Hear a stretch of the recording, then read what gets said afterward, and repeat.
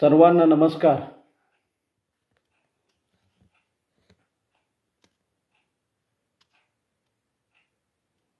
आवाज येतोय का?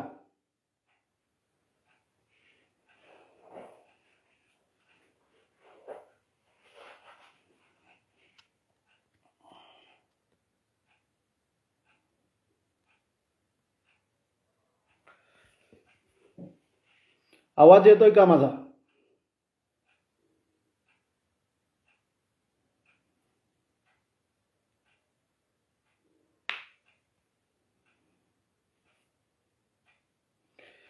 चालेल, काय हरकत नाही.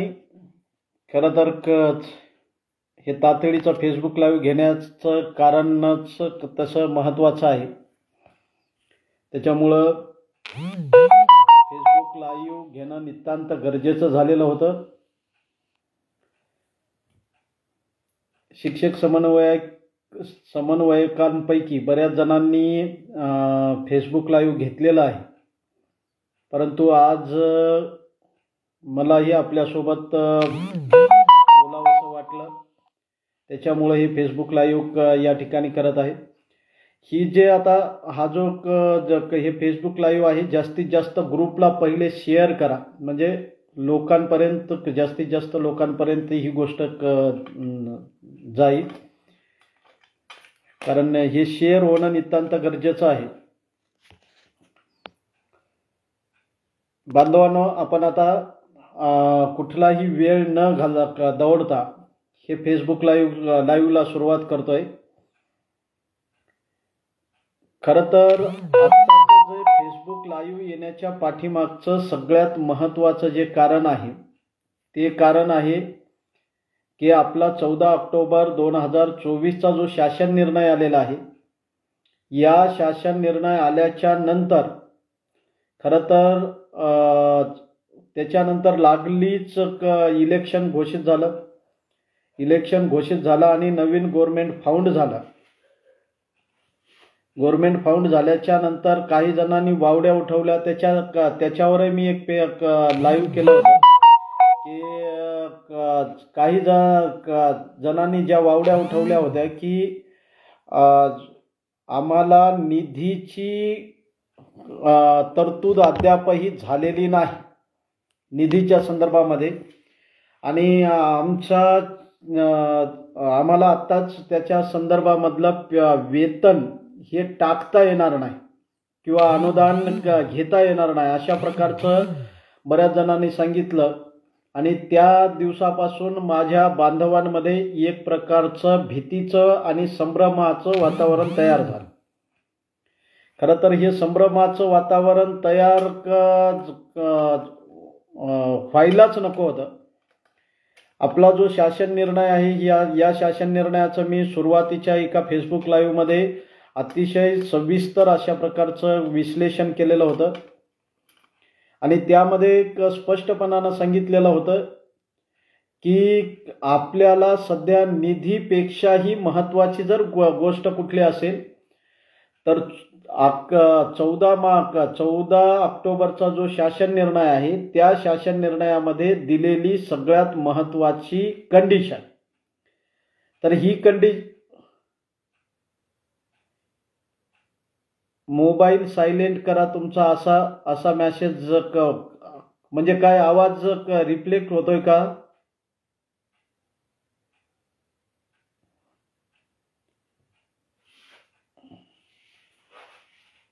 आवाज बरोबर येतोय ना सगळ्यांना?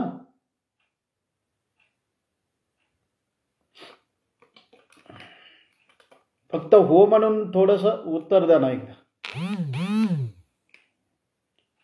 कारण अविनाश देशमुख सरनं सांगितलंय मोबाईल सायलेंट करा तुमचा, असा कसा मेसेज झालेला आहे. हा, तर मी सांगत होतो की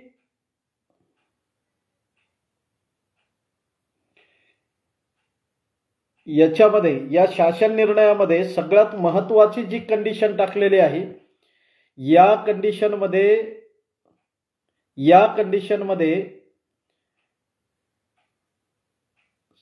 ही कंडिशन जी आहे ती कंडिशन अशा प्रकारची आहे की आपल्या 24-25ची जी संच मान्यता आहे ही संच मान्यता झाल्यानंतर या संच मान्यतेमध्ये जे पद येतील या पदांना कितीही पद येवत त्याच्यामध्ये वाढीव असतील तर वाढीव पद, कमी झाले असतील तर कमी पद, या पदांना पुढील वाढीव टप्पा किंवा नवीन टप्पा या सर्व शाळांना लागू होईल।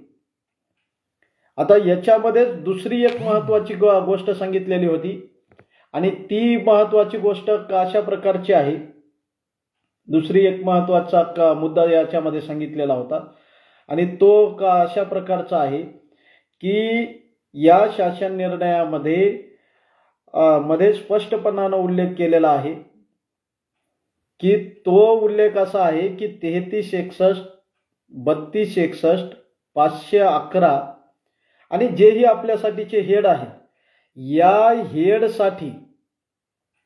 या हेडमधूनच या कर्मचाऱ्यांचा किंवा या शाळाचा वेतन भागवायचं आहे। आता या दोन महत्त्वाच्या गोष्टी आहेत बांधवांनो, कुठकुठल्या की एक पहिली संच मान्यता आणि दुसरी हेड दिलेले आहेत, या हेडमधूनच यांचा खर्च भागवायचा आहे। मग त्या हेडमध्ये पैसे आहेत की नाही हा मुद्दाच गौण आहे, तो मुद्दा एकदम कमी महत्त्वाचा मुद्दा आहे असं आपण समजायला काहीच अडचण नाही, त्याचं मी नंतर विश्लेषण करणारच आहे। तर आता हे संच मान्यता म्हणल्याच्या नंतर 24-25ची संच मान्यता ही सगळ्यात महत्त्वाची अट आहे। मग या 24-25च्या संच मान्यतेमध्ये आतापर्यंत आपल्याला संच मान्यता भेटल्यात का?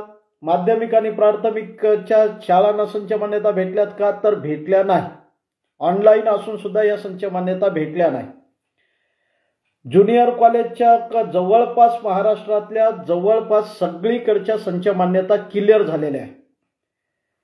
मग जर संच मान्यता प्राथमिक आणि माध्यमिकची जर संच मान्यता जोपर्यंत हे देणार नाहीत तोपर्यंत हे अनुदान वितरणाच्या आदेशाचं किंवा 14 ऑक्टोबरच्या शासन निर्णयाची अंमलबजावणीच करणार नाहीत का?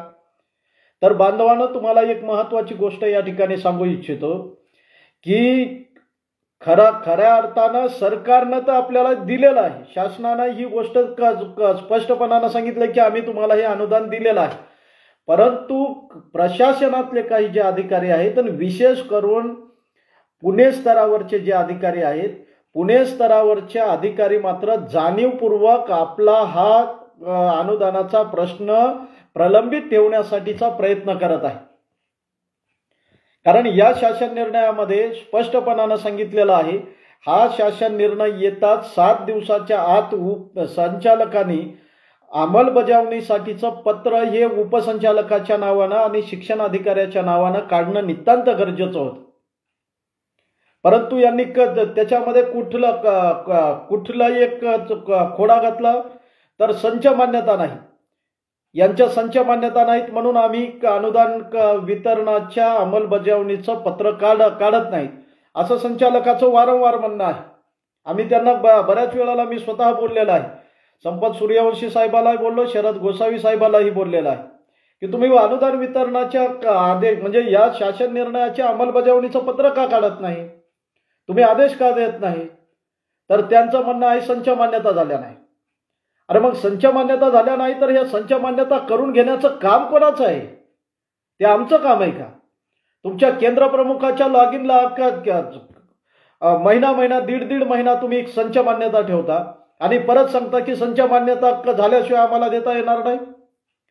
एका बाजूला ऑफलाईनच्या संच मान्यता ज्युनियर कॉलेजच्या ज्या आहेत ह्या संच मान्यता पूर्ण झाल्या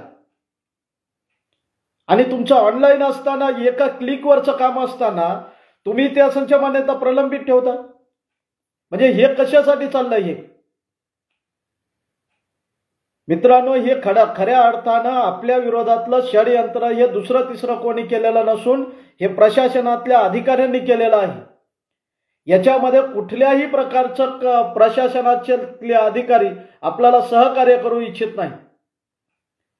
अरे जर संच मान्यता जर आपल्या झाल्या, 2 दिवसामध्ये जर संच मान्यता झाल्या, तर त्याच दिवशी आपण अनुदान वितरणाच्या आदेशाचं पत्र काढायला लावूत बांधवांना। आणि एकदा जर का कोणाचा अनुदान वितरणाचा आदेश जर एकालाही जर भेटला ना, तर तुम्हाला मी हा मस्के शिवराम मस्के छाती ठोकपणानं सांगेल, तुमचं पेमेंट काढण्याची जिम्मेदारी शिवराम मस्केची। त्याच्यात निधी असो किंवा नसो। अरे आता फेब्रुवारी महिना लागलेला आहे, मार्च एंडिंग मध्ये मायनसमध्ये वेतन काढल्या जातात, माहित आहे का तुम्हाला? मायनसची तरतूद आहे वेतन काढण्याच्या संदर्भातली मार्च एंडिंग मध्ये। मग मायनसमध्ये जर वेतन निघणार असतील तर 100%चे आपले वेतन निघू शकतात। कशाला निधीची गरज आहे? म्हणजे काहीतरी आपलं कारण सांगायचं की निधी नाही। अरे निधी तुम्हाला शासन निर्णयात कुठं सांगितलंय निधीची गरज आहे म्हणून? 1000 वेळाला मी अगोदरही सांगितलंय सगळ्यांना, अरे बाबा निधीच्या नावानं तुम्ही बोंबाबोंबच करू नका। बोंबाबोंब करायची ना तर संच मान्यता आणि अनुदान वितरणाच्या आदेशाच्या बाबतीमध्ये बोंबाबोंब करा। खरं तर एवढा दिवस आता तुमची या बाबतीमध्ये मी माफी मागतोय, खरं तर सगळ्यांची माफी मागतोय। कारण माझ्याकडे बांधकाम सुरू होतं गेल्या वर्षभरापासून, मी त्याच्या परेशानीमध्ये होतो। गेल्या 19 तारखेला शाळेच्या इमारतीचं वास्तूचं उद्घाटन झालं, त्याच्यानंतर रिलॅक्स झालोय सध्या। आता कुठं रिलॅक्स झालोय? रिलॅक्स जसाही झालोय तसे 3 आंदोलन आतापर्यंत लावले, 19 तारखेपासून ते आजच्या 3 तारखेपर्यंत। आता सगळ्यात मोठं आणि आपल्या अनुदानाच्या संदर्भातलं आंदोलन जे आहे ते आंदोलन आहे पुणे या ठिकाणी, आणि ते आहे परवाच्या दिवशी 5 तारखेचं आंदोलन। 5 तारखेचं आंदोलन म्हणण्यापेक्षा त्या ठिकाणी जाऊन दोन्ही संचालकाला घेराव टाकायचा आहे आपल्याला। घेराव काय टाकायचा आहे तर बेटे हो, तुमची जिम्मेदारी आहे संच मान्यता करण्याची। आम्हाला सांगायचं नाही सेल्फ फायनान्सच्या संच मान्यता इथं लॉग इनला प्रलंबित आहेत म्हणून। काय घेणं देणं आहे आम्हाला सेल्फ फायनान्सच्या संच मान्यतेशी? काय घेणं देणं आहे आम्हाला अनुदानितच्या संच मान्यतेशी? आमच्या सगळ्या कांशता अनुदानित बांधवांच्या संच मान्यता तुमच्या लॉग इनला येऊन पडल्यात ना तिथं। तुम्हाला फक्त एक क्लिक मारायची आहे आणि एका क्लिक वरती त्या सगळ्या संच मान्यता खाली येणार आहे। ते एक क्लिक करा आणि दुसऱ्या बाजूला आमच्या अनुदान वितरणाच्या आदेशाच्या संदर्भात अंमलबजावणीचं पत्र काढा। या 2 मागण्याच आपल्यासाठी महत्त्वाच्या आहे। आणि ह्या जर 2 मागण्या या 2-4 दिवसामध्ये जर फायनल झाल्या नाहीत बांधवांनो, तर कदाचित खूप मोठा आपल्यावर अरिष्ट ओढवू शकतंय। त्याच्यासाठी काही झालं तर, कुठलीही परिस्थिती असली तरीही कोणीही कुठलंही कारण सांगू नका। तुम्हाला वाटतंय ना की अनुदानाचा पुढचा टप्पा आपल्याला भेटला पाहिजे, 20 ज्याला काहीच नाही त्याला 20चा टप्पा, ज्याला 40चा आहे त्याला 60चा टप्पा, ज्याला 60चा आहे त्याला 80चा टप्पा, ज्याला 20चा आहे त्याला 40चा टप्पा। जर हे जर वाटत असेल तर उद्या सगळ्यांनी नियोजन करा, वाटल्यास आजच नियोजन करा की परवाच्या दिवशी पुणे या ठिकाणी प्रचंड मोठ्या संख्येनं तुम्हाला उपस्थित राहायचं आहे। संचालकालाही वाटलं पाहिजे की नेमका हे लोंढा आला कुठून आणि कसा आलाय ते, कारण संचालकाची चूक आहे या ठिकाणी।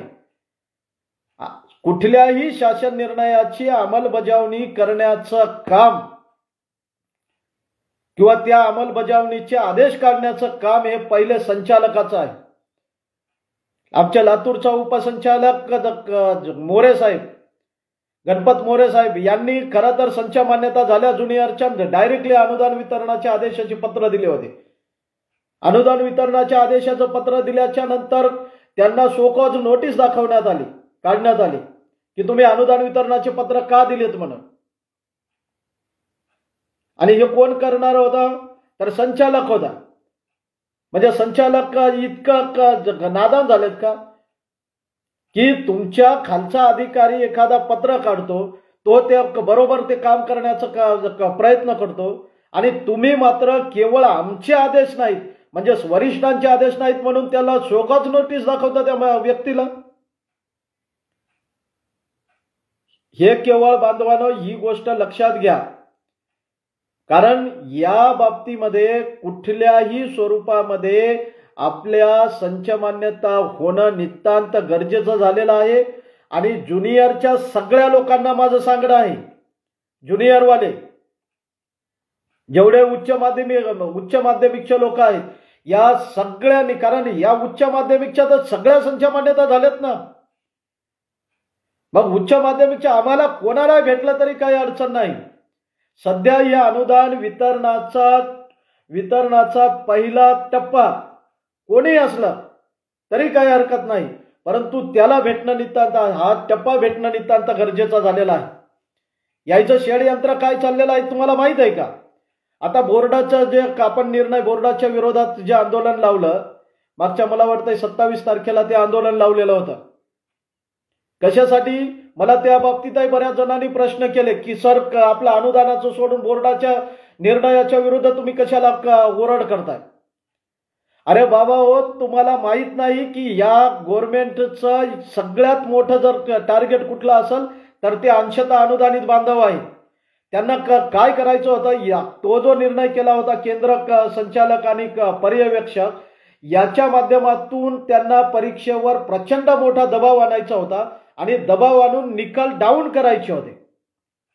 जर निकाल एकदा डाऊन झाले असते तर आपल्या अंशतः अनुदानित बांधवांना सगळ्यात मोठा त्याचा त्रास झाला असता आणि यांनी सांगितलं असतं 100% निकाल असल्याशिवाय आम्ही तुम्हाला देणार नाहीत म्हणून. अशा प्रकारचं यांचं हे समोरचं धोरण होतं. ते धोरण आपण हाणून पाडण्यासाठी त्या दिवशी सगळ्या बोर्डांच्या समोर आंदोलन केलं आणि तो निर्णय त्यांना रद्द करण्यासाठी भाग पाडला. 10 वेळेस तरी मला शरद गोसावी साहेबाचा फोन आला असेल की मस्के सर तुम्ही एवढं लावून का धरताय, मस्के सर तुम्ही एवढं लावून का धरताय. त्याला सांगितलं साहेब तुम्ही संचालक आहात, बोर्डाचे अध्यक्ष आहात आणि संचालकही आहात, महाराष्ट्राची पूर्ण धुरा तुमच्या खांद्यावर आहे. मग तुम्ही असा निर्णय का घेतला, चुकीचा निर्णय का घेतला? त्याच्यावर त्यांनी सांगितलं की सर वरतूनच आमच्यावर तशा प्रकारचा दबाव आहे. कोणाकडून? शासनाकडून. कारण शासनाला माहित आहे आम्ही अनुदान वितरण म्हणजे शासन निर्णय काढून आमच्या हातातलं सगळंच काही गेलेलं आहे खाली. मग इथल्या अधिकाऱ्यांना वर दबाव आणा आणि अधिकाऱ्यांना सांगा की यांच्या अनुदान वितरणाच्या संदर्भातल्या अंमलबजावणीचे आत्ताच आदेश काढू नका, त्याच्यासाठी काहीतरी कारण द्या. आणि कारण कुठलं दिलंय? संच मान्यता. कारण शासन निर्णयामध्ये संच मान्यता हा सगळ्यात मोठा विषय दिलेला आहे. मग संच मान्यता नाहीत म्हणून अनुदान वितरणाचे आदेश आम्ही देऊ शकत नाही, हे त्यांनी कारण पुढे केलेलं आहे. त्याच्यामुळं तुम्हाला जर सगळ्यांना वाटत असेल की आपल्याला खरंच पुढचा टप्पा भेटला पाहिजे, खरंच आपल्या पदरामध्ये या मार्च महिन्याच्या आतमध्ये जर वेतन पडायचं असेल तर बांधवांनो तुम्हाला तुमच्या लेकरा बाळाची शपथ आहे, कोणी घरी थांबू नका. सगळ्यांनी गाड्या करा, काय करायचंय तसं करा. जसं तुम्हाला वाहनं भेटतील तशा वाहनानं या, गाड्यांनी या, स्वतःच्या प्रायव्हेट गाड्यांनी या, बसनं या, रेल्वेनं या, 2 व्हीलरवर या की कशानं या, पण परवाच्या दिवशी मोठ्या संख्येनं तुम्ही सर्वजण संचालक कार्यालय, शिक्षण संचालक कार्यालय पुणे या ठिकाणी येऊन धडका. एका दिवसातच आपण हा आदेश काढण्यासाठी प्रयत्न करणार आहोत. त्याच दिवशी आपल्या संच मान्यता झाल्या पाहिजे आणि त्याच दिवशी आपल्याला अनुदान वितरणाच्या अंमलबजावणीचे आदेशही खाली निघले पाहिजेत. याच्यासाठी आपल्याला प्रयत्न करायचे आहेत आणि हे जोपर्यंत होणार नाही तोपर्यंत आपल्या खात्यामध्ये कुठल्याही स्वरूपामध्ये, मी सांगतो कोणत्याही स्वरूपामध्ये अनुदान पडणार नाही. आणि तिकडे जे अजितदादाच्या नावानं ओरडत बसू नका, कारण अजितदादाच्या नावानं ओरडण्यामध्ये मला सांगा ना कशासाठी आपण शासनाच्या हातामध्ये कोलीत द्यायला लागलेलो आहोत. म्हणजे विनाकामाचंच कोलीत देतोय की नाही. तिकडं जे काम आमचं पुणे स्तरावर होणार आहे, जे प्रशासकीय लेवलवर काम होणार आहे ते आम्ही शासनाच्या हातात देतोय, मंत्र्यांच्या हातामध्ये देतोय. कशासाठी? म्हणजे परत जायचं का मुंबईला चक्रा मारत बसायचे तिथं आझाद मैदानवर? अरे त्यांच्याकडून जे काम झालेलं आहे त्या कामाच्या संदर्भामध्ये आपण परत त्यांच्याकडे जाण्याची काय गरज आहे? त्यांनी सांगितलं बाबा तुमचं आम्ही जे काम आहे ते केलेलं आहे, कशाला अजितदादाला म्हणण्याची गरज आहे की तुम्ही निधीची तरतूदच केली नाही म्हणून? ते तर अगोदरच थोडंसं वेगळ्या याचे मूड मधले माणसं आहेत. परत म्हणायचं यार याची निधीची तरतूदच नाही म्हणजे जाऊ द्या, माझ्यावरचा भार कमी झाला ऑलरेडी. अरे भाराची गरजच त्या गोष्टीची गरजच राहिली नाही. आता तुम्हाला टेक्निकली दुसरी बाब एक सांगतो आणि फेसबुक लाईव्ह नंतर संपवतो. टेक्निकली बाब लक्षात घ्या. आमच्या छत्रपती संभाजीनगरमध्ये आहेत 128, 33, 61 या हेडमधून घेणाऱ्या शाळा. किती? 128 शाळा. 128 शाळांना लागतं आम्हाला जवळपास 4.5 कोटीचं बजेट दर महिन्याचं. किती ना? 60%. काही 60%, काही 40%, काही 20%. ठीक आहे. किती लागतं? 4.5 कोटी. 4.5 कोटी आत्ताचा जो टप्पा आहे का त्या टप्प्यानुसार लागतंय असं आपण नाही गृहीत धरू नाही, लागतंयच तेवढं. ठीक आहे. आता आपण काय करूया की आपल्याला वाढीव टप्प्याचा 20% वेतन काढायचं असं समजूया आपण. 128 शाळा आहेत. 128ला आपल्याला 4.5 कोटीचं बजेट लागतंय. आता आपण समजूया की वाढीव टप्प्यानुसार ते बजेट जाईल जवळपास 7 कोटी जवळजवळ. ठीक आहे. 7 कोटी म्हणजे 2.5 कोटीनं ते बजेट वाढलं. ठीक आहे. 2.5 कोटीनं जर बजेट वाढलेलं आहे तर या 4.5 कोटीमध्ये 2.5 कोटी जेवढ्या शाळांना लागतील तेवढ्या शाळा फक्त इथं बाजूला ठेवून आणि उर्वरित शाळांचं 80, जे 60 वर आहेत त्यांचं 80, जे 40 वर आहेत त्यांचं 60 आणि जे 20 वर आहेत त्यांचं 40 असं वेतन काढू. वेतन निघेल की नाही? म्हणजे साधी गोष्ट आहे की नाही? त्याचं वेतन निघेल की नाही? आपण उर्वरित ज्या शाळा राहिलेल्या आहेत या उर्वरित शाळा दुसऱ्या महिन्यामध्ये घेऊ. म्हणजे टप्पा जाईल का वाया आपला? किंवा हे पाठीमागचं हे पेमेंट एक लॅप्स करतील का आपलं? एकदा टप्पा भेटला की विषयच मिटला ना. लॅप्सचा विषयच कुठं आहे तो मग? म्हणजे याचा अर्थ सगळ्या शाळांना एका सोबत हे अनुदान वितरित होऊ शकते. आणि पुढचा महिना तर मार्च महिना तर आपल्याच फायद्याचा आहे. कारण मार्च महिन्यामध्ये बजेट असो किंवा नसो ते तर मायनसमध्येच वेतन निघतंय ना. जेवढंही वेतन लागणार आहे तेवढं मार्च महिन्यामध्ये तर पूर्णच्या पूर्ण शाळांचं वेतन होणार आहे, पूर्ण ज्युनियर कॉलेजचं वेतन होणार आहे. आणि ते मग 100% जरी असलं तरी ते काढू शकतात ते तेवढं वेतन. मग विनाकामाचंच आपण कशासाठी नको त्या गोष्टीचं बाऊ करतोय.